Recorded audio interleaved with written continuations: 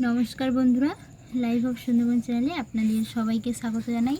चले एसेছে আজকে নতুন আরও একটি রেসিপি নিয়ে। আজকে বানাবো নিরামিষ সাবুর পকোড়া। আমি সাবুটা 10 মিনিট আগে ভিজিয়ে রেখে দিয়েছিলাম। যতটা সাবু ততটাই জল দিয়ে এখন সাবুটা পুরো জলটা পুরো শুষে নিয়েছে আর সাবুটা ফুলে উঠেছে। এই নিরামিষ সাবুর পকোড়া বানানোর জন্য আমি এখানে দিয়ে দেব 3টে আলু সিদ্ধ করে ছাড়িয়ে রেখেছিলাম, দিয়ে দেব। এরকমভাবে হাত দিয়ে ভেঙে দেব। এবারে দিয়ে দেব ধনে পাতা কুচি, আদা গ্রেট করে রেখেছিলাম দিয়ে দেব আদা, পাকা লঙ্কা কুচি রেখে দিয়েছিলাম দিয়ে দেব, আর দিয়ে দেব পাতিলেবুর রস,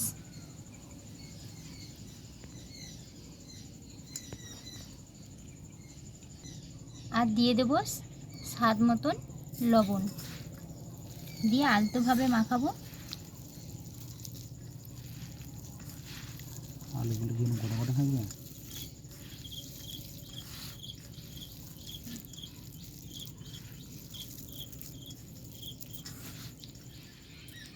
আমি সাবুর পকোড়ার জন্য এইভাবে মাখিয়ে নিয়েছি।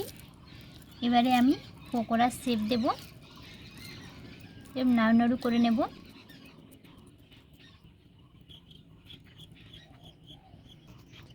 এইভাবে সমস্ত সাবুর পকোড়া আমি বানিয়ে নেব। সমস্ত সাবু আমি পকোড়ার আকারে শেপ দিয়ে নিয়েছি। এবারে আমি পকোড়াগুলো ভেজে নেব। আপনারা লাস্ট পর্যন্ত দেখতে থাকুন, ভীষণ ভালো লাগবে। আমি কড়াই বসিয়ে দিয়েছি, কড়াটা গরম হয়ে গেছে, দিয়ে দেব সাদা তেল। তেলটা গরম হয়ে গেছে, আমি এবারে সাবুর আকারে যে পকোড়া বানিয়েছি সেগুলো ভেজে নেব। হালকা আছে এটা ভাজতে হবে। আর এটা যে কোনো উপবাসের দিনকারে এরকমভাবে সাবুর পকোড়া বানিয়ে খেলে খুবই ভালো লাগবে খেতে।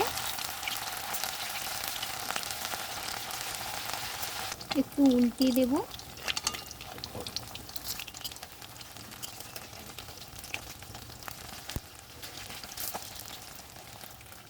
দেখুন বন্ধুরা, সাবুর পকোড়াগুলো ভালোভাবে ভাজা হয়ে গেছে। এবারে আমি নামিয়ে নেব। আর এই সাবুর পকোড়া রেসিপি যদি আপনাদের ভালো লেগে থাকে অবশ্যই লাইক শেয়ার করবেন আর আমাকে কমেন্টে জানাবেন কেমন লেগেছে। এবারে আমি এগুলোকে তুলে নেব।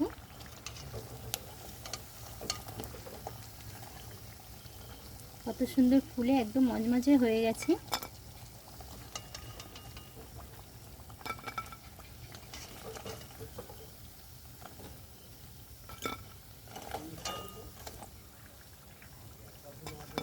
আমি রেসিপিটা আমার ঠাম্মির কাছ থেকে শিখেছিলাম। আমার ঠাম্মি আগে এই উপবাস করতো একাদশীর সময়, তখন এই সাবুর পকোড়া, সাবুর ঘন্ট, বিভিন্ন রকম নিরামিষ রেসিপি বানিয়ে খেত।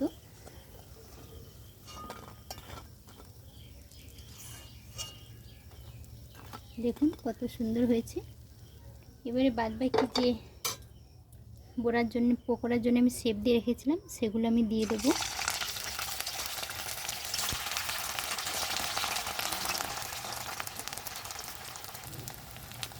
দেখুন বন্ধুরা, সাবুর পকোড়াগুলো একদম লাল করে ভাজা হয়ে গেছে।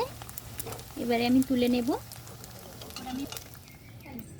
সাবুর পকোড়াগুলো আমি ভেজে নিয়েছি আর দেখুন পকোড়াগুলো কত সুন্দর হয়েছে, ওপরটা একদম মচমচ করছে। আর একটা ভেঙে দেখাবো, যে দেখুন খুব অল্প সময় এই সাবুর পকোড়া বানানো যায়। আর এই সাবুর পকোড়া রেসিপি যদি আপনাদের ভালো লেগে থাকে অবশ্যই আমার চ্যানেলটিকে সাবস্ক্রাইব করে আমাকে সাহায্যের হাত বাড়িয়ে দেবেন।